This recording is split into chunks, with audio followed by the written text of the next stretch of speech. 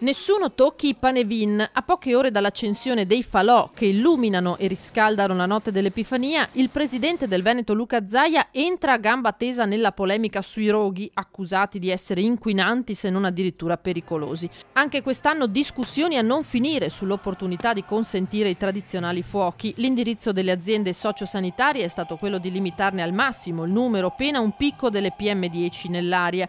Ai comuni il compito di decidere. Penso che il Veneto abbia problemi più seri di quello dei Panevin inquinanti che viene puntualmente sollevato ogni anno, taglia però corto Zaia, secondo il quale quella dei Panevin è una tradizione da rispettare. Non a caso questa sera sarà puntuale alle 21 in piazza d'Arcade per inaugurare, insieme al sindaco Nico Presti, la più famosa catasta di legna della Marca, l'unica peraltro autorizzata proprio ad Arcade.